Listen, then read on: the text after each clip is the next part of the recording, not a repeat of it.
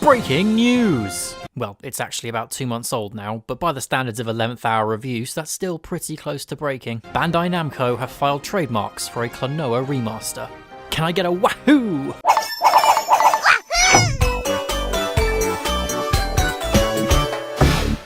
There's also a Mr. Driller remaster on the way, but I don't know anything about Mr. Driller, aside from the fact it's incredibly loud on the PlayStation Classic.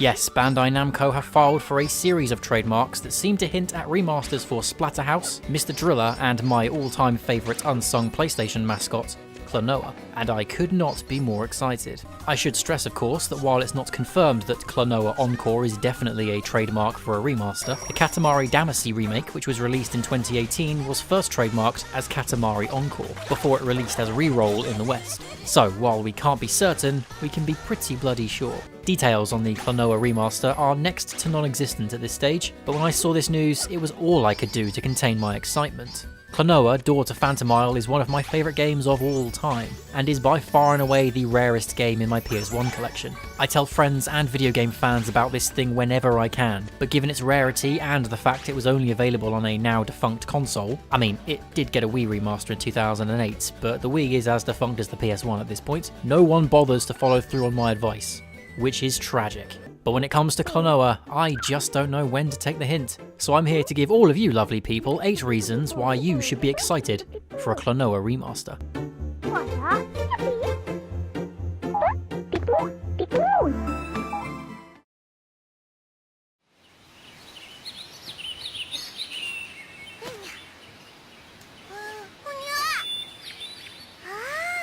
Let's start with the obvious question. Who or what is Klonoa? Well, Klonoa is a 2.5D side-scrolling platformer, originally released on the PS1 back in 1997. It represented Bandai Namco's first attempt at creating a PS1 mascot, but it somehow managed to fall short of that target despite its warm and on occasion rapturous reception from critics. The game was praised for everything from the quality of its cutscenes, its challenging puzzles, colourful worlds, unique use of both 2D and 3D environments, and was even named Platform Game of the Year in 1998 by VideoGames.com. However, others criticised its relatively short runtime and, if you can believe it, it was often dismissed as too cute for audiences at the time.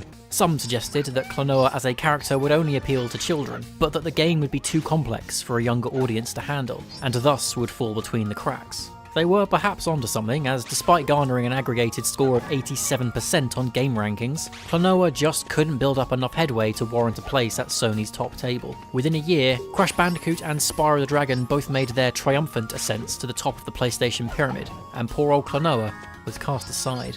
More than 20 years after its original release, however, and with remasters more in vogue than ever before, now could be the perfect time to reintroduce the gaming world to Klonoa and HuPal, especially if they get a decent marketing push.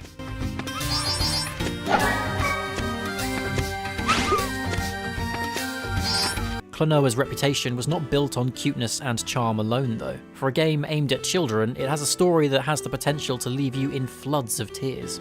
I won't be spoiling the intricacies of the Door to Phantom Isle plot in this video because, frankly, it simply won't hit as hard if you know what's coming. But this is a game that isn't afraid to tell an emotional, character-driven story with a twist or two along the way. It may well have been that gamers in the late 90s judged this book by its cover, and decided that a Japanese platformer with this floppy-haired floof on the box just wasn't as cool and interesting as Solid Snake or Cloud Strife. But I think the wind may well be blowing in the opposite direction these days. Gamers are crying out for something fresh and innovative, something that's different from the grey and brown first-person shooters that are flooding the market. The rise of indie games has spawned all kinds of creative art directions that are more than just a pretty face, and Klonoa would sit comfortably on the shelf with anything that the likes of A Boy and His Blob or Ori and the Blind Forest can dish out. Imagine how dazzling this game could be remastered in HD. Just look at some of these levels, some of these character models. It's dripping with colour and charisma. This could be one of the most eye-catching remasters we've ever seen, if it's done right.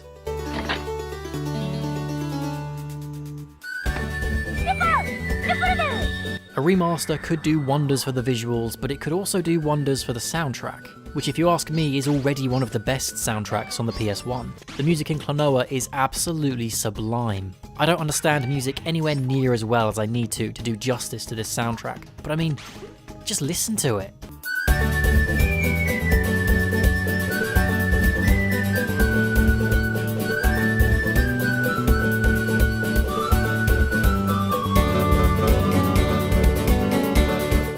The music slowly develops over the course of the game from bouncy, innocent, carefree buoyancy to brooding, nightmarish and sinister so casually that you barely ever notice, but it never loses that distinctive Klonoa charm. Having seen what a remaster could do for the already stellar Crash and Spyro tracks, just imagine what Namco could do with some of these. Even better, Namco could decide to go down the same route as the Spyro Reignited trilogy, and offer both a remastered version and the original version to really maximise the nostalgia.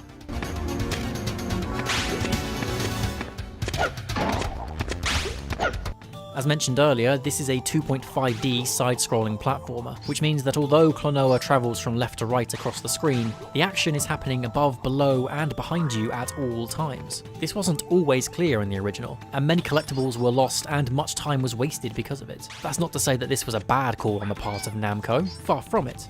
2.5D was one of Klonoa's biggest selling points, and it's what really sets this game apart from its nearest rivals on the PS1. What an HD remaster could provide though is not only a fleshed out world that would be much easier to discern, but also the guidance and hints that kept younger players from discovering everything in Klonoa back in the 90s. This game also has quite a long difficulty curve, which isn't to say steep, because there was never a moment in Klonoa where it posed a question too great for any player to answer. All Klonoa ever does is challenge you to use your skills in new ways. From chaining boosted jumps together to reach higher platforms, or discovering how and where to flip your X-axis around to explore towards the sections of the game that you thought were just backgrounds. This is a tricky game, but it's not an impossible game, and it's not even like you're being asked to string together 6 different button inputs, since the only buttons available to you are square and X, for grab and jump respectively. A remaster doesn't need to make Klonoa easier, and it certainly shouldn't do anything to dissuade you from exploring around the levels, but it could definitely offer some gentle assistance for anyone who's struggling to work out how to see and experience everything this game has to offer.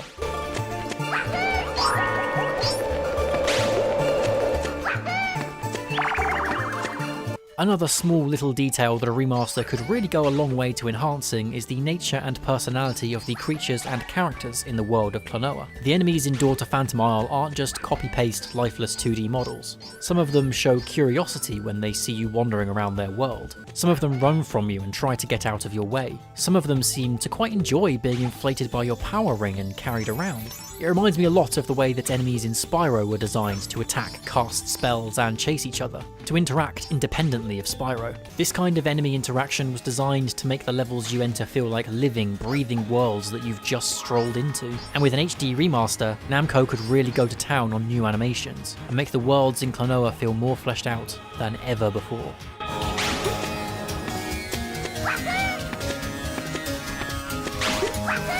I've always thought that Guardius, the main antagonist in Door to Phantom Isle, is one of the most underrated villains both on the PS1 and perhaps in video games full stop. I mean, just look at this thing in comparison to the other creatures in this game, and listen to his voice!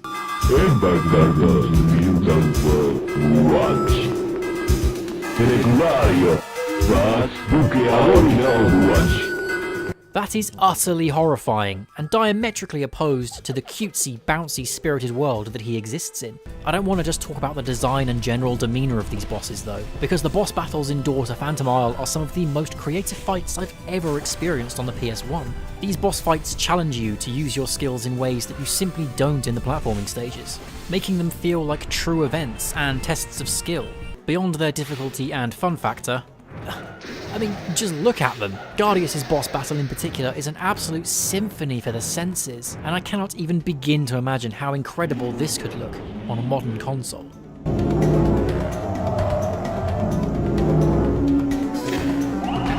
Encore would not represent Namco's first foray into a remastered Klonoa game. We mentioned earlier that in 2008, a Door to Phantom Isle remaster was released on the Nintendo Wii, and once again failed to inspire. Sales figures weren't what Namco were expecting, and any hope of a revival was quickly quashed. A remaster on the PS4, Xbox One and/or Nintendo Switch, however, represent the opportunity to exorcise the ghosts of remasters past. The 2008 version was doomed from the start, releasing as it did on the Nintendo Wii, which was of course dominated by games that maximised the Wii Remote and its movement detection. Klonoa was a square peg in a round hole, but remastered for any of the 3 major home consoles now on the market, he could finally enjoy the new lease of life Namco had surely hoped he would receive on the Wii. Beyond the poor sales and mismatched console though, the Wii version didn't really hit the high notes that this new remaster could. It was a lot less vibrant in its colour palette in places, and while it certainly gives us an encouraging glimpse into the future of Klonoa Encore, it still feels a little sterile and unloved in comparison to the original. It didn't do itself any favours with the voice acting,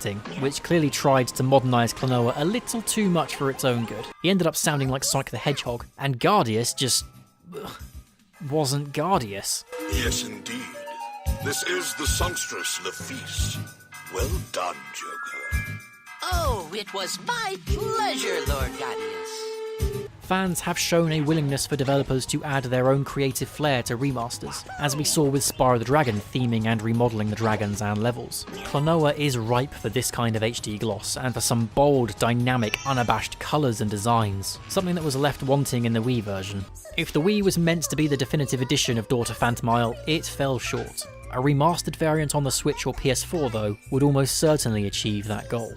Could you please do one more thing for me? My mom is in the castle, and there's something wrong with her. Could you please save her? I've spent the entirety of this video discussing the virtues of remastering the original Klonoa game on the PS1, but despite the mixed reception it received at the time, there was enough positivity for Namco to develop a couple of follow-ups. There was Beach Volleyball on the PS1, Empire of Dreams and Dream Champ Tournament on the Game Boy Advance, and Lunatea's Veil on the PS2. They all vary in quality and relative commercial success, but what if Klonoa Encore took some of these additional titles and gave them the same kind of love they'd give to Daughter Phantom Isle?